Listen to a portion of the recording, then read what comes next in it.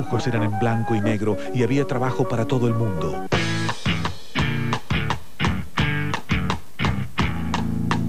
Los barcos iban quedando en desuso y los autos empezaron a ser para todos.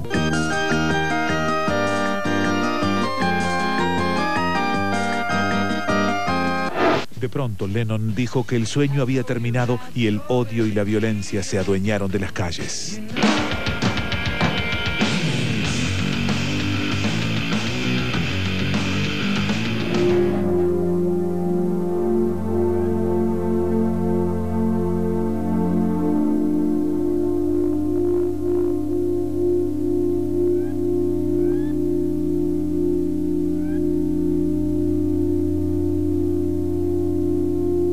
Hola, saluti a tutti. Bastó que la semana pasada yo me hubiese presentado en este semanario festivo y literario intitulado 100 años con mirada argentina sobre los hechos de este siglo. Decía, bastó que me hubiese presentado como el Orson Welles de Tablón, o el Orson Welles de las canchas, o el hincha Orson Welles, y hubiese hablado de Rosario Central y hablé del paso de mi padre por esa escuadra maravillosa en el año 35, para que Central nos diese una alegría esta semana. Dorita, mostrales por favor a la gente como un saludo qué pasó entre Central y la gente de River. Rosario Central, forjador de campeones. Basta, Dorita, te agradezco infinitamente. El teléfono. Ha sonado el teléfono. ¿Quién será? ¿Puede ser una tía que me deja una herencia cuantiosa? Seguramente que no. Debe ser... Hola. Ah, ¿cómo le va, señor? ¿Qué tal? ¿Qué dice? Sí, ¿qué tal? Bien, bien, ¿le gusta? Sí. Que pare con el fútbol. Sí, señor. Que para eso lo hubiesen llamado a los bonadeos. Sí, señor, ¿cómo no? Sí, sí. Y que presente de una buena vez por todas sí, Yoko Ono y John Lennon, que es lo que nos trae a este programa. Sí, señor. Claro. Que lo del fútbol no tiene nada que ver, señor. Muy bien, señor. Le agradezco muchísimo. Gracias, señor. Muy amable, señor. Que le vaya muy bien, señor. Gracias. Este debe ser de River. Este es gallina. Pero voy a cumplir con su solicitud y voy a pasar a la primera parte de este programa, que es un informe sobre John Lennon y Yoko Ono. Si yo te digo a bocajarro John Lennon, también te debería preguntar qué cosas te moviliza John Lennon. ¿Qué te pasa con John Lennon? Nunca entendiste el inglés. Por lo menos una buena parte de nuestra población nunca entendió el inglés y sin embargo este tipo fue un ídolo nuestro. Quizá fue un ídolo por algunas cosas que hizo también.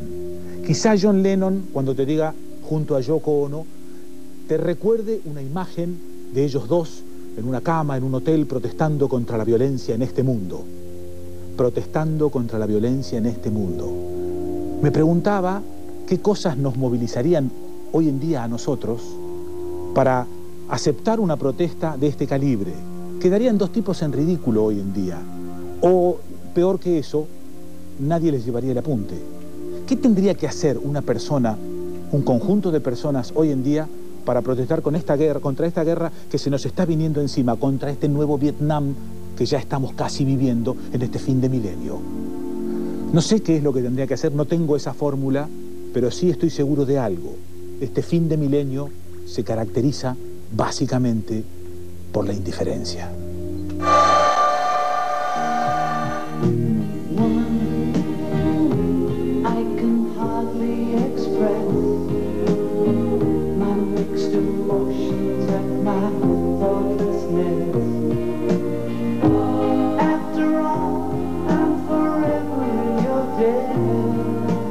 John y Yoko se conocieron en el 66.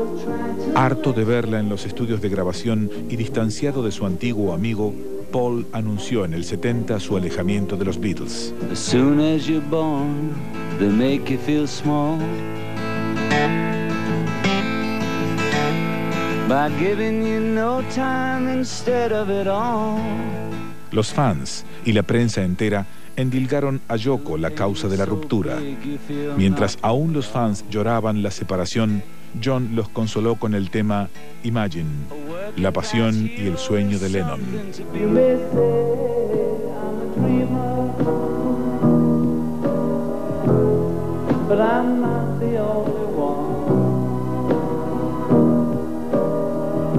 I hope someday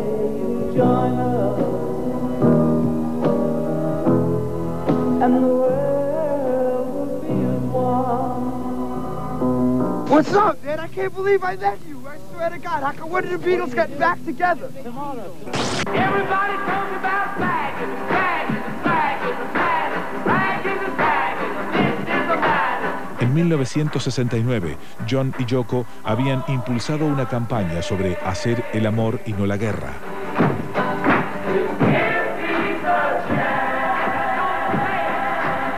La presentaron en Toronto, Canadá, para que fuera un contraste entre tantas noticias bélicas que aparecían en los diarios. Las reuniones en el hotel duraron 7 días y el gobierno canadiense dio instrucciones para que ninguna foto de la pareja apareciera en las portadas. You know about a protest movement anyway. I know a lot about it. It's a lot more than sending your chauffeur and your... What kind of a protest did you make? You said I don't know much about an advertising campaign for peace. Whatever gets you through your life, it's all right, it's all right. Do it wrong or do it right, it's all right, it's all right. Las cámaras seguían a la pareja por todos lados. Cansada de no tener intimidad, Yoko dejó a John en el 73, en lo que fueron los 14 meses de desenfreno de John. La presión popular los había vuelto irascibles y John marchó a Los Ángeles. Allí volvió a grabar, pero a pesar de sus acompañantes, extrañaba a Yoko con dolor.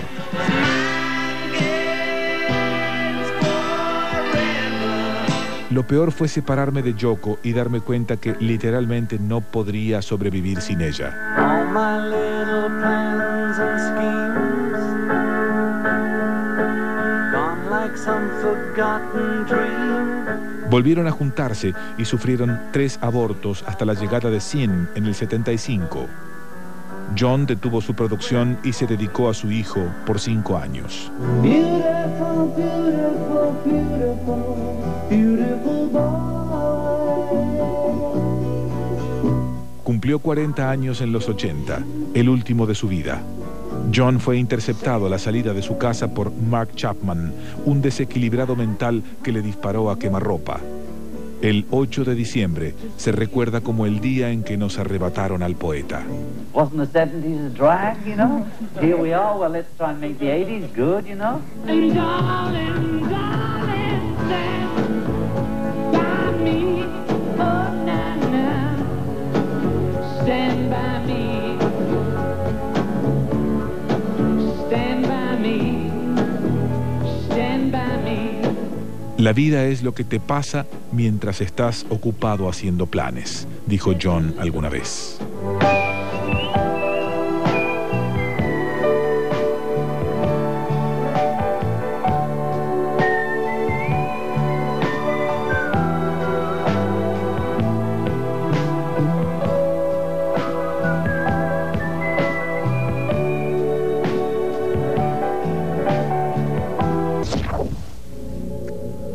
Quizá a John Lennon no le entendimos la mayor parte de su producción poética, no le entendimos sus letras, pero sí le entendimos su música y lo que con ello representaba. Sí entendimos esta cosa de poner el cuerpo en el compromiso por lo que uno cree que debe ser este mundo. Me parece que la actitud de Lennon determinó como una especie de bisagra, no solamente en el mundo de la música, sino en lo que los artistas querían decir y cómo podían decirlo. Esto es, me parece que aprendimos a poner un poco más el cuerpo. Cuando yo te digo Sting, vos reconoces a un cantautor, pero también reconoces a un tipo que se juega por determinadas cosas. Esto es como haber puesto la marca que significa Sting al servicio de lo que él piensa que debe ser este mundo. Nuestra versión criolla podría ser la de León Gieco, sin duda.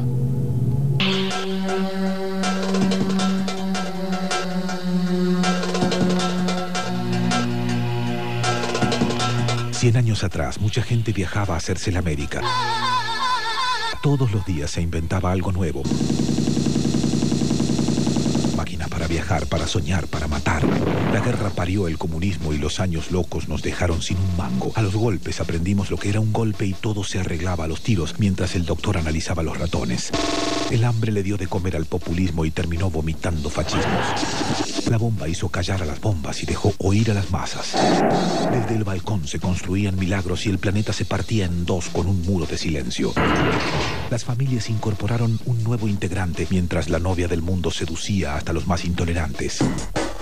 Las barbas florecían en el Caribe. Todos los países del mundo. Y de pronto nadie quiso cortarse más el pelo. El cielo dejó de ser inalcanzable, pero seguíamos volando bajo y nadie quería ir a la guerra. Paz y amor, loco, está todo bien. Para otros estaba todo mal y la respuesta fue venganza, sangre y fuego. Unos buscaban a sus hijos y otros compraban goles y espejitos de colores que estallaron en 1982 pedazos. Aunque sea por un rato, los culpables se sentaron en el banquillo. Reclusión perpetua. Y la mano de Dios jugaba para nosotros. El maldito virus nos sacó hasta las ganas y por la ventana entraron nuevos códigos. La realidad mutante de Camaleones derivó en nuevos líderes y víctimas. La guerra se transmite en directo por TV. El público es solo rating. Los amigos se encuentran en internet y nadie recuerda lo que pasó en los últimos 100 años. Durante la semana, 5 millones de pesos, pero en especies. El ERP pretendía convertirse en una organización armada solidaria con el pueblo.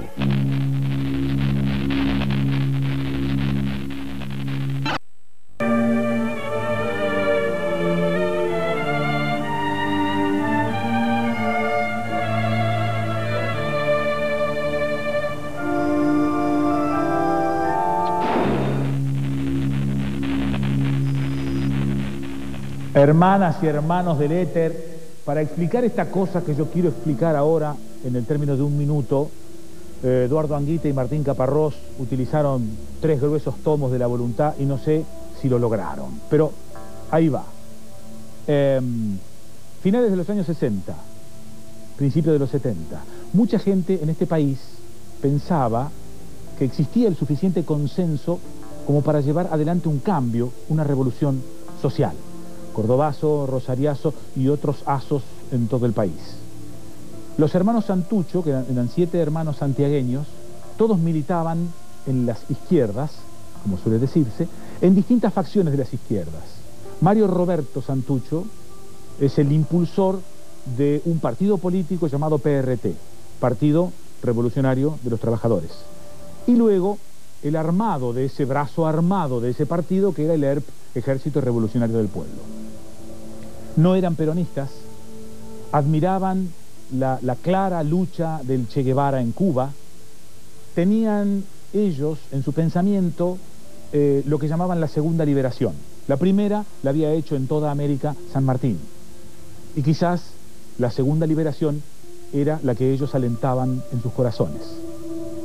Quizá por eso también es que en la bandera del ERP se mezclan las imágenes del cruce de los Andes con la estrella roja de 5 puntas.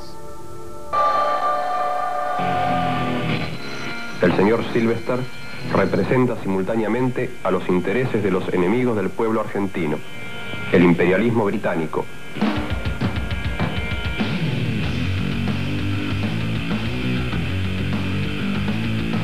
En 1971, Stanley Sylvester era cónsul honorario inglés en la ciudad de Rosario y gerente del frigorífico Swift. En mayo, Sylvester fue secuestrado por miembros del Ejército Revolucionario del Pueblo que intentaba hacerse conocer. Era un domingo y yo me levanté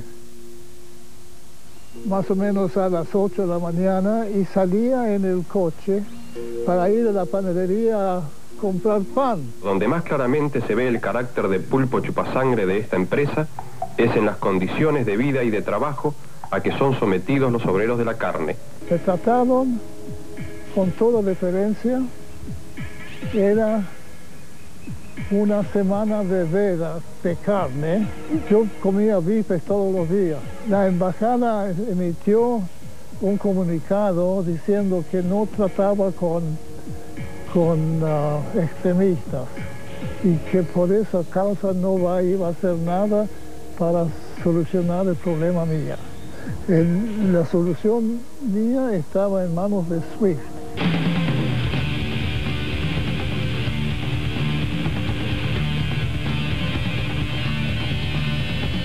cese del trato policial por parte de los jefes internos, reducción del tope de producción, disminución del frío en las secciones que ya han afectado la salud de numerosos compañeros y obligado a abandonar el trabajo a las mujeres embarazadas. Durante la semana que duró el secuestro, los raptores negociaron con el SWIFT un rescate de 25 millones de pesos, pero en especies. El ERP pretendía convertirse en una organización armada solidaria con el pueblo. Con el tiempo me enteré que uno de los secuestradores era el Correrán Merlo. Cuesta trabajo encontrar tantos miles de personas de golpe en la ciudad. Dicen que no hay en los negocios. Bueno, ese era un problema de ellos, no nuestro, ¿no? Decían que de Buenos Aires van a llegar entre hoy y mañana. Bueno, esperemos que cumplan. A través de este primer acto de militancia, el ERP logró su objetivo y la empresa SWIFT accedió a su pedido. He aquí uno de los bolsos con provisiones que va a ser entregado al personal. 1 kilo de arroz, una botella de aceite, leche entera en polvo. Y esto es azúcar. Finalmente, Sylvester fue liberado sin detenidos y sin sangre. Los obreros recibieron sus mercaderías y el ERP obtuvo un logro político que ningún grupo partidario había podido acreditarse. Esta gente se ofrecieron darme dinero para pagar el taxi, pero yo le dije que felizmente tenía dinero, el dinero que traje no me lo habían sacado, ni ningún reloj, ni nada, y no necesitaba ese dinero. La potencia del pueblo debe desplegarse con toda intensidad y su columna vertebral será el ERP. Posteriormente a este hecho, el ERP organizó varios secuestros de empresarios con el objetivo de financiar su organización. Respondamos con la guerra popular. Solo el pueblo organizado y armado a través de una larga guerra revolucionaria destruirá a sus enemigos.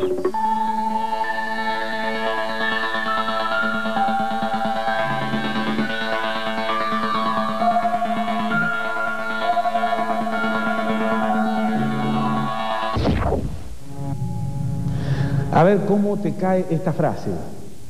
La revolución social en nuestro país no triunfó por la falta de unidad de las fuerzas que la llevaron adelante.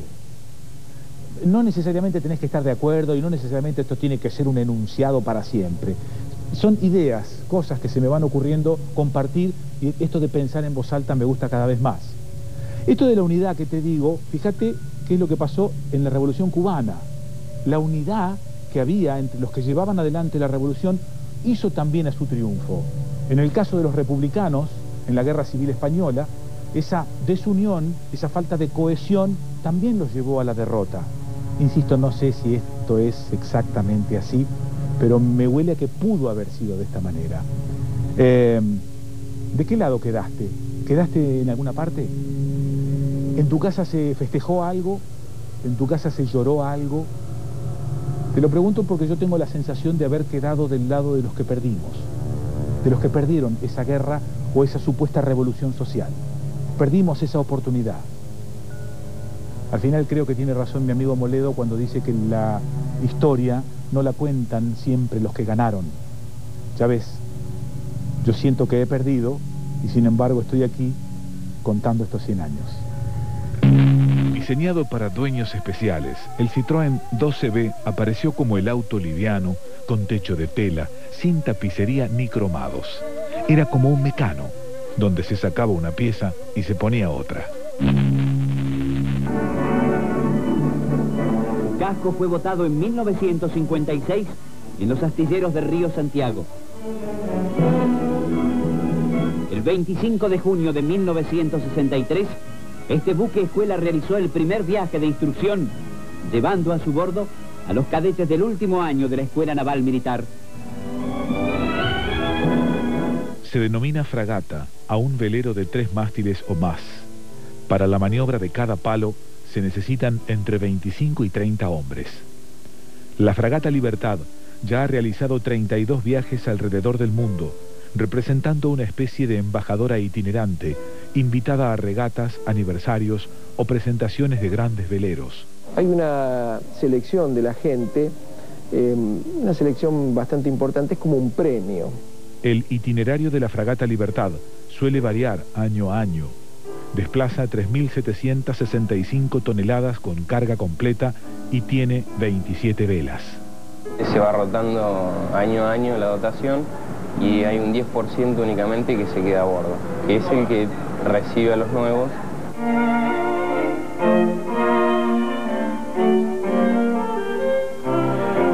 En ese año 66, en donde se cruzó el Atlántico en 6 días y 21 horas. Ese récord no fue batido.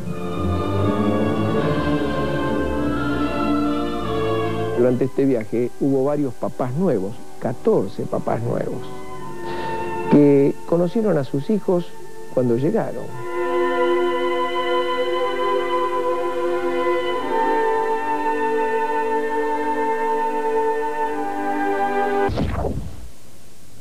Palo Mayor, Palo Mesana, Trinquete, el Bauprés, la vela trinquetilla, el foque, el tintero, la fogonadura, la centina, al abordaje. Emilio Salgari, todo aparece junto como si fuese la fragata, un gran objeto que nos da a nosotros la posibilidad de esto de soñar con la libertad. Pero bueno, los que juntamos objetos difícilmente podamos tener una fragata en nuestra casa, pero sí podemos juntar algunos otros objetos que tienen relación con esto de la libertad. La primera libertad que tuvimos cuando fuimos chicos fue andar en bicicleta. Y entonces he traído aquí una bicicleta mítica, puedo decir, bueno, no sé, pero se hablaba de la bicicleta Philips. La famosa Philips está acá, conmigo, hoy nos visita. Hermosa, hermosa, no sé si está totalmente original y tampoco me importa que las cosas estén totalmente originales, que conserven sí su espíritu. Fíjate, por ejemplo, el asiento, este sí que es original de esta bicicleta Philips, y la carterita de atrás que nunca se sabe bien para qué cuerno servía. Se llevaban herramientitas y cositas de fosforitos para arreglar las cámaras. Abajo vas a ver allá el dínamo. Estas bicicletas tenían dínamo que generaba la corriente eléctrica suficiente para hacer funcionar este farolito. Esta es la Philips y he traído, aunque está desarmado, un viejo farol, pero lo he traído porque me resulta absolutamente curioso. Digo desarmado porque aún no ha sido reciclado del todo. Este farolito que ves acá va en la parte de adelante de la bicicleta, tiene hasta una especie de suspensión y funciona con una piedra de carburo. Se pone la piedra de carburo con un poco de agua, esta produce un gas y el gas es encendido en una especie de chimeneíta de allí adelante.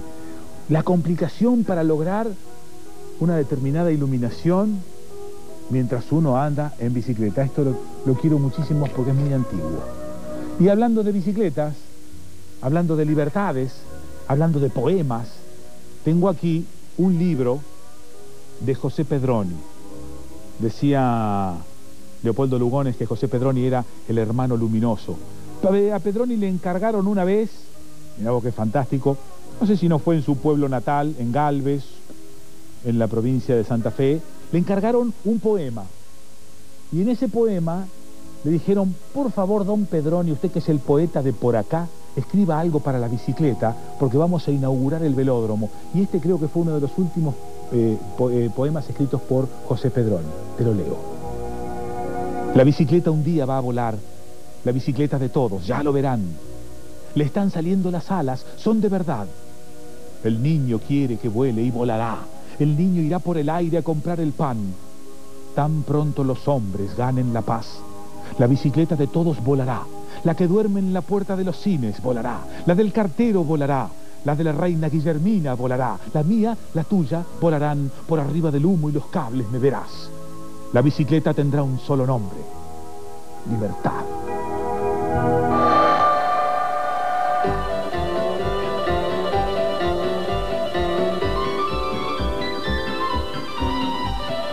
Cien años atrás, todos querían inventar algo. El motor de la historia se ponía en marcha y la mente de los genios volaba y aceleraba la vida. Pero había otros que se resistían a la tentación de la velocidad, que resignaban la comodidad y el confort y despreciaban la fama que les daría un gran invento. Del ingenio y la creatividad nace la bicicleta, el medio de transporte más simple, económico, saludable y amigo de la naturaleza. En una época las bicicletas eran solo para pocos y casi nunca para mujeres. Pero los años fueron destruyendo prejuicios y acercando algunas cosas. Salvo alguna inoportuna pinchadura, la bicicleta es una herramienta fiel que nos lleva y nos trae, que traslada a los viejos y desafía a los más chicos. 100 años atrás había tiempo para todo y hoy casi nadie se hace un rato para ir a dar una vuelta en bici.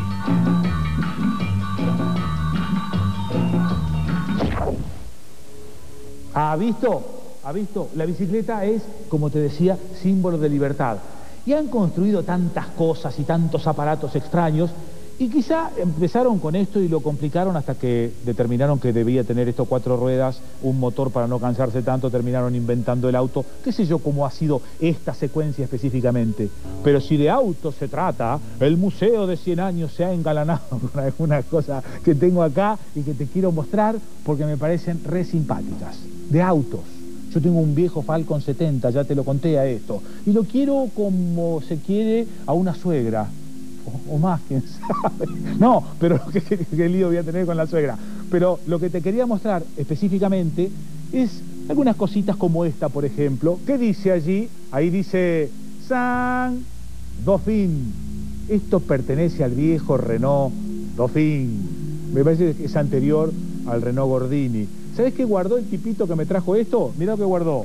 Guardó un farolito original, que lo tengo, y guardó las manijitas originales. Esta es la manijita original del Renault Dauphin. ¿Te acordás del Dauphin? Acá tengo otra manijita y esta es la manijita de el levanta y baja vidrio. Qué fantástico esto, ¿eh? Yo tuve un Citroën. Es otro auto casi te diría mítico. Tuve un Citroën y Dorita te lo va a mostrar enseguida a mi viejo y querido Citroën. Era verde, de ese color maravilloso que traían los Citroëns en alguna época, igualito al del Negro Fontana Rosa, el humorista. ¿Lo habrá vendido el Negro Fontana Rosa?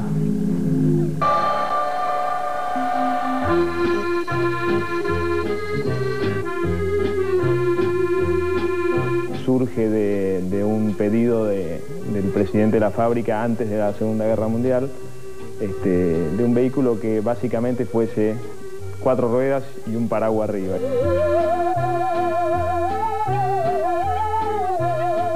Diseñado para dueños especiales, el Citroën 12B apareció como el auto liviano, con techo de tela, sin tapicería ni cromados.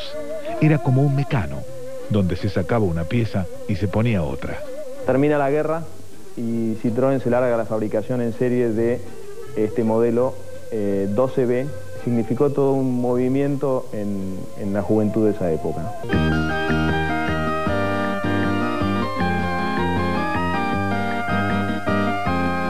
En la Argentina de los 60 y de los 70, para manejar un Citroën había que llevar barba y rulos, o ser un padre de familia cargado de hijos, padres y suegros.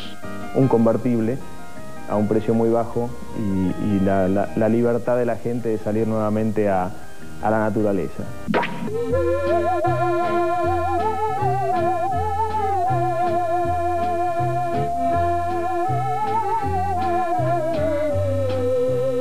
El 12B, tan poco elegante, era la solución para la culpa burguesa. Caminó por calles, rutas, montañas y playas. El auto gaucho que te llevaba a la escuela y de vacaciones y que generalmente no te dejaba de a pie. Veníamos de colores grises, colores apagados, y Citroën trajo una paleta de colores desde el amarillo, el verde, el naranja. Naranja, me encantaba andar por la nieve. Era mejor que los que decían que eran mejores. Resistente a los maniáticos, provocador de los fanáticos creyentes que el semáforo es una pista de largada, el 12B carecía de potencia, velocidad, lujo y agresividad. El coche vibraba y andaba una polenta bárbara, parecía que andaba a 200 kilómetros y en realidad no andaba más de 50. Al venir atrás tocaban la bocina, En el Citroën, mijo, como en la vida, hay que hacerse notar y empujar, abrirse paso para no ser aplastado. Uno se daba cuenta si el romance arriba del 12B había llegado a éxito porque tenía una forma muy particular de moverse. la rana comenzaba a saltar simultáneamente con los enamorados.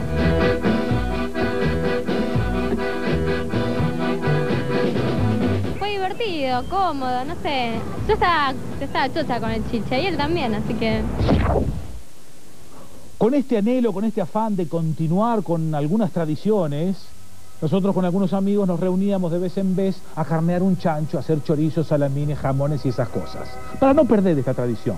Yo tenía un Citroën. ¿A quién le tocó ir a buscar el chancho vivo a las 5 de la mañana, pleno julio, allá en Lucio B. López, donde estaba el viejo Sullivan? ¿A quién le tocó? A mí. 5 de la mañana, específicamente corriendo como loco por un chiquero, un chancho de 80 kilos que por supuesto se negaba a subir al Citroën. Yo había sacado el asiento de atrás del Citroën y lo había puesto en el techo. Y entonces el asunto era convencerlo al chancho que más o menos que vamos, que teníamos que irnos. Bueno, lo tuvimos que atar, lo cargamos como pudimos y allá me fui.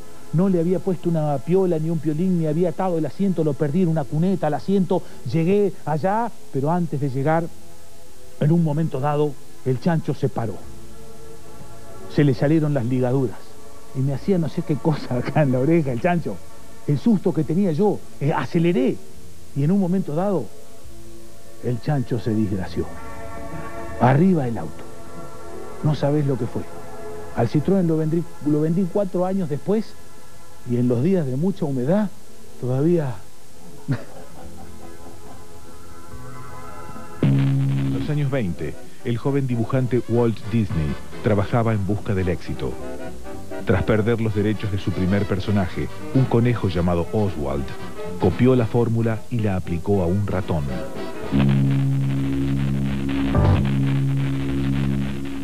Me quedé pensando en cómo hace uno para emitir un juicio de valor, cómo hace uno para decidir si una cosa le gusta, si no le gusta, si adhiere o no adhiere. Lo hace en función, quizá digo, de los puntos de referencia que uno va adquiriendo. Por eso, cuanto mayor sea la cantidad de puntos de referencia que tenemos de un tema, quizá nuestro juicio, digo siempre quizá porque lo relativizo, nuestro juicio sea más certero, o por lo menos nos deje a nosotros con la sensación de haber elegido bien. ¿Por qué digo esto? Porque de alguna manera tengo que justificar esta manía que tengo de echar miradas desde otros ángulos a las mismas cosas que vemos todos los días, siempre, casi te diría, con anteojeras. No es que esté descubriendo nada, simplemente digo que a veces una mirada sesgada te ayuda a elaborar juicios mejores. Se me ocurre. En el año 72-73 apareció este librito intitulado Para leer el Pato Donald. Era un libro que venía de 2 sociólogos chilenos, creo. Uno me parece que tiene apellido francés, Matelar, pero la edición fue hecha en Chile. ¿Qué nos trajo este libro? Una mirada distinta sobre algo candoroso y sencillo como los dibujos animados. Hacía un análisis en profundidad de qué nos pasa cuando miramos determinados dibujos animados, qué les pasa a los chicos, esto que, dejalo, está viendo dibujitos. Nos paró un poco esto de ser tan permisivos y nos pusimos a analizar un poquitito más qué pasaba con esto. Claro, Disney, no me refiero a él como persona, sino a la entidad Disney, se debe haber dado cuenta de la importancia educativa que tienen los medios de comunicación. Y entonces debe haber tomado esto y educó a través de los medios de comunicación y a través de cosas tan simples como los dibujitos. Aplicó esa educación, que él creyó que era la correcta, también en nuestro país. Por eso nosotros tenemos la cultura que tenemos. ¿Entendés? Tuvieron éxito.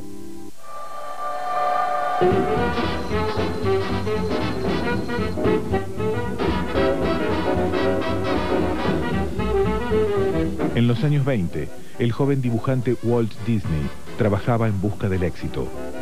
Tras perder los derechos de su primer personaje, un conejo llamado Oswald, copió la fórmula y la aplicó a un ratón.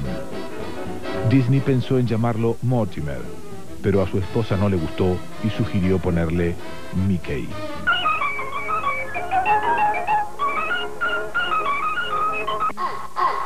El Mickey que nosotros conocemos no termina de ser un invento real de Disney. En realidad, quien desarrolló el personaje Mickey era un asistente de él que se llamaba Ub Iwerks, que lo abandonó a mitad de los 30 para hacer cortos en otra compañía.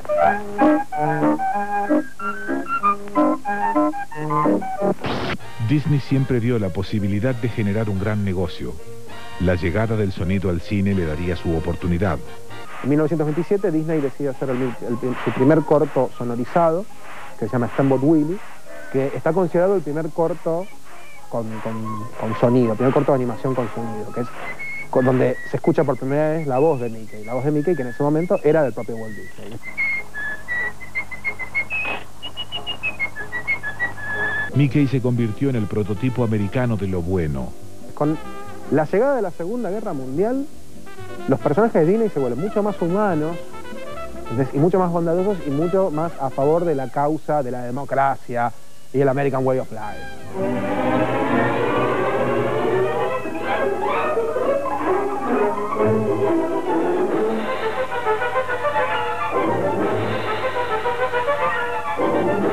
Ya en colores y con diseños periódicamente renovados, su imagen comenzó a reproducirse y pronto se convertiría en uno de los íconos más conocidos de la cultura occidental.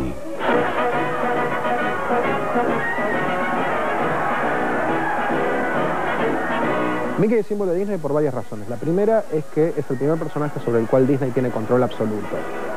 Y es uno de los primeros personajes de animación sobre los cuales se hacen muñecos, juguetes, merchandising en general. Hoy la imagen de Mickey es atesorada, buscada y deseada por públicos de todas las edades. Bajo la increíble apariencia de un ratón se esconde el secreto de un negocio multimillonario.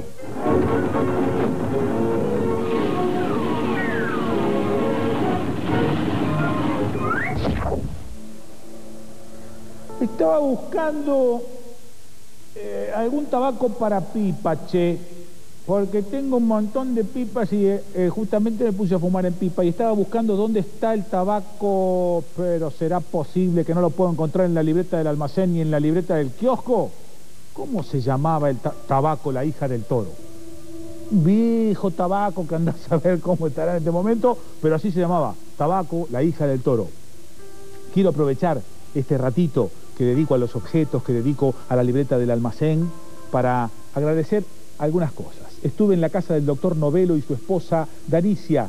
Me regalaron este ventilador que ustedes están viendo acá, que es el ventilador Marelli, conjuntamente con otras cosas, una Pate Babi, etc. Este viejo ventilador tiene una característica fundamental. No solamente es lindo y es hermoso, porque es un fanático, sino que también no solo gira en este sentido el ventilador, sino que también el tipo cabecea, va hacia arriba y hacia abajo. Es rarísimo cómo funciona este artefacto. Lo haré funcionar y lo traeré aquí para que lo veamos entre todos. Otro agradecimiento importante también a Guadalupe Gómez de Porini, de Mar del Plata, con sus hijos Cristian y Mercedes. Guadalupe, hija del periodista José Gómez, que estuvo en Casa de Gobierno desde el 30 hasta el 67. ¿Oíste lo que te estoy diciendo? Periodista destinado en Casa de Gobierno desde el 30 hasta el 67. 37 años, 40 años de la parte más importante de la historia de este siglo. Él estuvo allí. Bueno, Guadalupe, con su gigantesca generosidad, me regaló pipas, boquillas. Guadalupe, empecé a fumar en esta pipa. Me regaló pipas, boquillas, encendedores,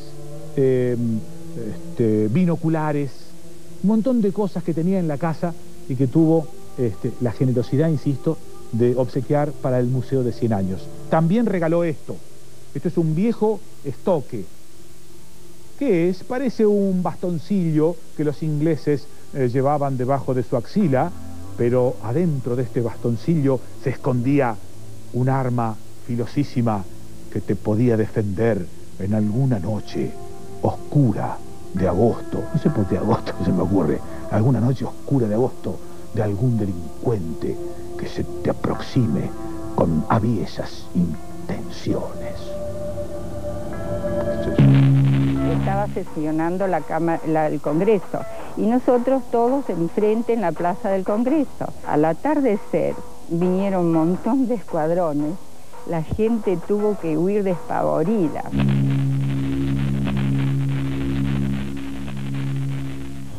Aniele struju mój, dziabsi przyjdzie stój, jaki vegni takim noci, boms mi dziabsi do pomoci. Bueno, yo no sé si esto es así.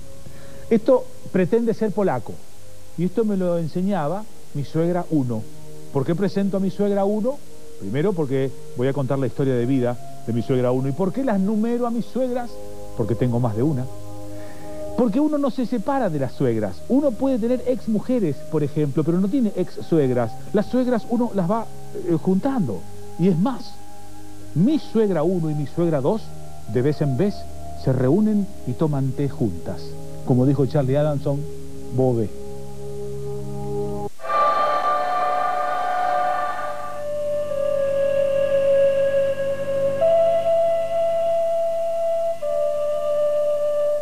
Había estallado la guerra del 14 y entonces preguntaron a todos los polacos que quisieran ir a luchar por su patria que los iban a llevar. Había un barco a disposición de ellos y él fue uno de ellos. Tan es así que estaba orgulloso, toda su vida llevaba esos diplomas que están gastados de tanto estar doblados. Después de combatir en la guerra del 14, Martin Bushmich y su mujer Jadwiga decidieron dejar Polonia rumbo a Estados Unidos, vivir en un país rico para salir de pobres. Pero la inmigración ya no era bien recibida y entonces el destino los trajo a la Argentina. Qué coincidencia que mi padre y mi madre, que siempre me causó muchos problemas, tenían el mismo apellido y dice que no se conocían. ¿Y no eran parientes? No eran parientes, no se conocían.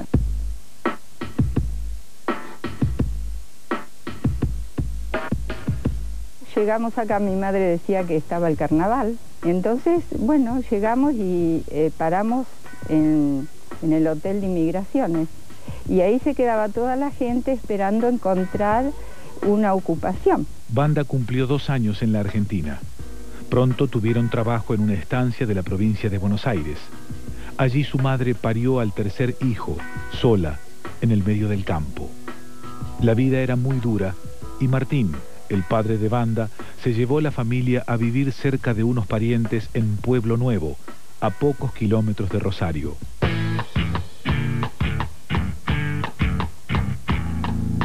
El SWIFT fue ¿cómo puede ser? El amparo para tanta gente, porque realmente Pueblo Nuevo era una Babel de naciones. Entraban toda gente extranjera, porque era la que soportaba el frío, 20 grados bajo cero, para mantener la carne, para exportarla.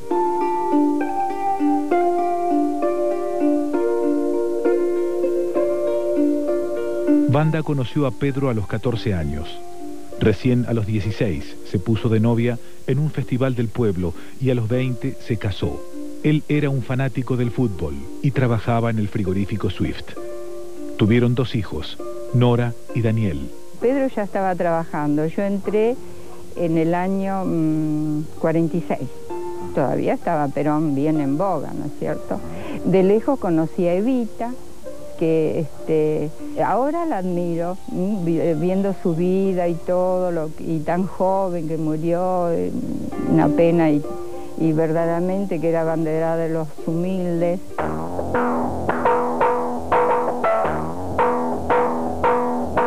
Estaba sesionando el Congreso y nosotros todos enfrente en la plaza del Congreso. Al atardecer vinieron un montón de escuadrones.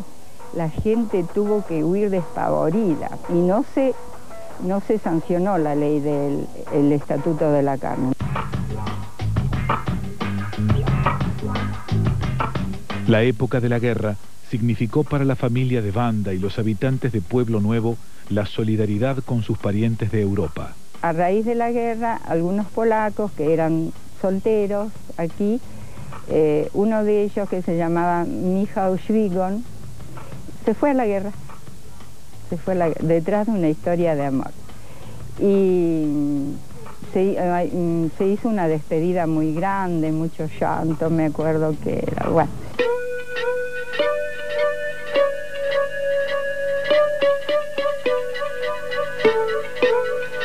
El gobierno polaco tiene amistad con el ucraniano. En aquella época no. No, y después hay historias que son típicas y que es la verdad, como Taras Bulba, ¿viste? Que se enamora de una polaca y el ucraniano y todo lo que hace el padre. Es, no sé por qué, ancestral es esto. Después de jubilarse del frigorífico, Wanda instaló una boutique y estudió cosmetología. Años más tarde, junto a Pedro, se fueron a vivir a San Marcos Sierras, con el previo consentimiento de sus hijos. Pero extrañaban a sus nietos y volvieron a Rosario.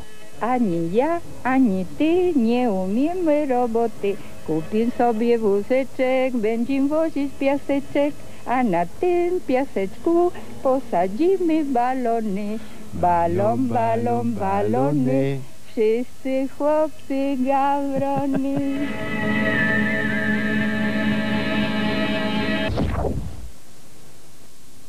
Me quedé con un dato de este relato. La mamá de Wanda parió a un hermano de Wanda sola en el campo. Cortó ella misma el cordón umbilical después del nacimiento del hijo. Seguramente esperó ella misma lo que llaman el alumbramiento o la salida de la placenta. No puedo dejar de imaginarme a esa persona sola, atendiéndose sola, con todas las cosas que hoy necesitamos para vivir. Bueno, parte de este relato es estos 100 años. Allí entran estas pequeñas cosas que por allí nos emocionan un poco. Allí entran todas las cosas buenas y las malas y las guerras. Allí entra Dorita en este semanario científico, literario, de costumbres y con mirada argentina sobre este fin de milenio. Dorita, ¿podés saludar? Haceme el favor, porque hoy no saludaste ni una sola vez.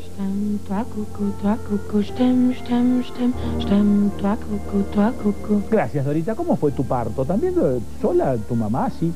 ¿O no? ¿O hubo esa intervención de Palo Alto, California? ¿Qué hubo, Dorita, en tu vida y en tu... Contá, Dorita, contá, porque la verdad que deberíamos saber si alguien cortó tu cordón.